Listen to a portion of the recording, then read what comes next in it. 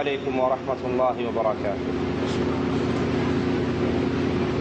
إن الحمد لله نحمده ونستعينه ونستغفره ونعوذ بالله من شرور أنفسنا ومن سيئات أعمالنا. من يهده الله فلا مضل له ومن يضلل فلا هادي له. أشهد أن لا إله إلا الله وحده لا شريك له وأشهد أن محمدا عبده ورسوله. أما بعد، أعوذ بالله من الشيطان الرجيم. بسم الله الرحمن الرحيم. وما أرسلنا من قبلك من رسول إلا نوحي إليه أنه لا إله إلا أنا فاعبدون.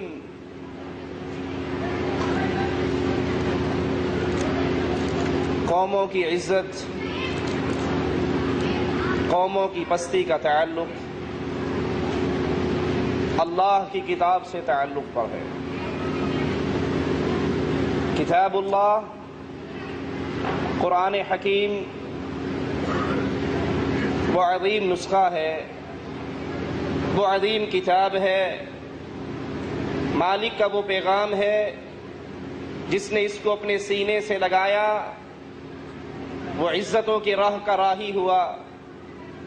اور جس نے کتاب اللہ کو چھوڑا، اللہ کی کتاب سے اپنے چہروں کو موڑا، اپنی زندگیوں کو کتاب اللہ پر عمل کرنے کی بجائے اغیار کی اندھی تقلید پہ چلایا، وہ ہمیشہ کی ذلت کی دلدل کے اندر گرتا گیا. رمضان کا یہ مبارک مہینہ، یوں تو اللہ کی کتاب اکثر لوگوں کے ہاتھوں میں نظر آتی ہے، وہ دن میں اس کی تلاوت کرتے ہیں، رات کو تراویح پڑھتے ہوئے امام سے سنتے ہیں. ابتدا سے انتہا تک کوئی فخر کرتے ہوئے کہتا ہے میں نے اس رمضان میں 3 مرتبہ قرآن حکیم کو ختم کیا، میں نے 4 دفعہ پڑھا، کوئی کہتا ہے میں نے 5 دفعہ پڑھا.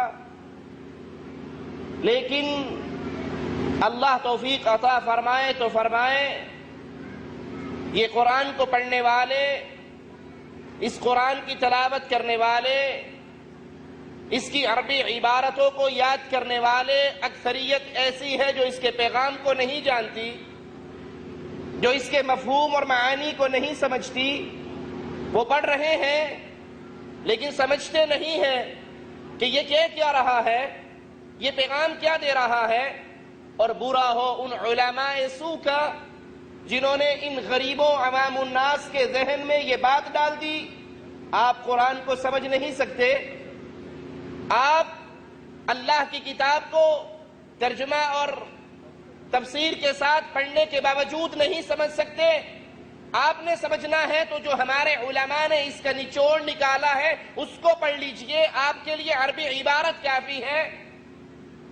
اس زہریلے پروپیگنڈا نے ویسے ہی مسلمان کو اللہ کی کتاب سے دور کر دیا. آئیے ہم آپ کو بتاتے ہیں کہ اللہ کی کتاب پیغام کیا دیتی ہے، قرآن حکیم درس کیا دیتا ہے، قرآن حکیم کا مطلوب کیا ہے، قرآن حکیم چاہتا کیا ہے. اللہ کی یہ کتاب اللہ کی وحدانیت کا پیغام لے کر آئی.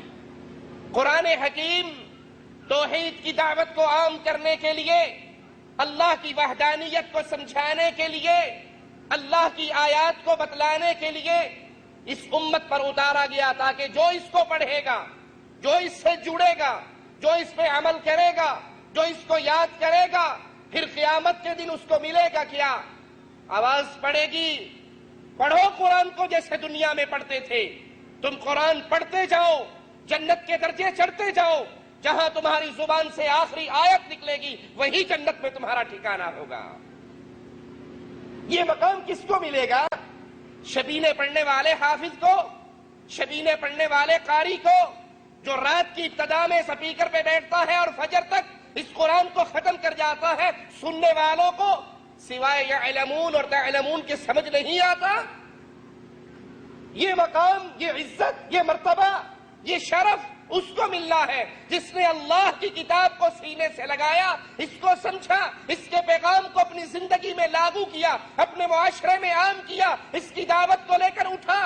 جس نے قرآن کو یوں پڑھا، اس کے پیغام کو یوں سنا، وہ تو کامیاب ہے، اور جس نے اس قرآن کے پیغام کو نہ سمجھا اس کی دنیا بھی برباد ہے اور آخرت بھی برباد ہے۔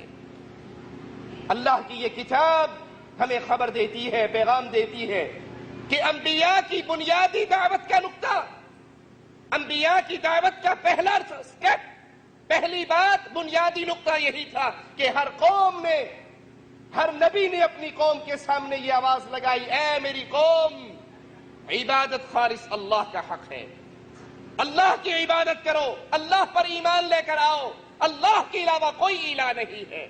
نوح علیہ السلام کی دعوت پہ غور کیجئے اور یاد کر لیجئے، تمام انبیاء کی قوموں میں سے اللہ کا انکار کرنے والا ہمیں نظر نہیں آتا۔ سب نے اللہ کی ذات کو مانا، اللہ کو الہ بھی مانا، اللہ کو خالق اور مالک بھی مانا۔ نوح علیہ السلام اپنی قوم کو دعوت دیتے ہیں، اور یہ وہ قوم ہے جس میں بت پرستی کی ابتدا ہوئی۔ انہوں نے اپنے پنجتن پاک کو، اپنے 5 بزرگوں کو، 5 اولیاء کو، 5 بڑوں کو، 5 پیروں کو پوجا، اور کہتے ہیں وَقَالُوا لَا تَذَرُنَّ آلِهَتَكُمْ وَلَا تَذَرُنَّ وَدًّا وَلَا سُوَاعًا وَلَا يَغُوثَ وَيَعُوقَ وَنَسْرًا۔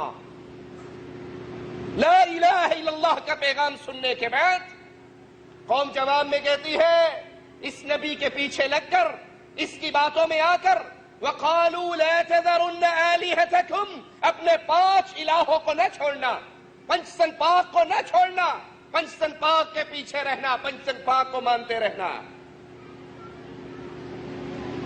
آپ نے بھی دیکھا ہوگا لاہور کی بسوں کے پیچھے لکھا ہوتا ہے میں ملنگنی پنجتن پاک کی، کوئی بس والا لکھتا ہے میں غلام پنجتن پاک کا۔ نوح علیہ السلام کی قوم جہاں سے بت پرستی کی ابتدا ہوتی ہے، بت پرست، شرک کرنے والے، بابوں کو پوجنے والے، پیروں کو پوجنے والے، اس قوم کے اندر بھی 5 کو پوجتے تھے، اور آج بھی شرک کرنے والے پنجتن پاک کا نعرہ لگا کے اس کو پوجتے ہیں۔ وہ پنجتن پاک کو اللہ کے علاوہ اپنا الہ سمجھتے تھے۔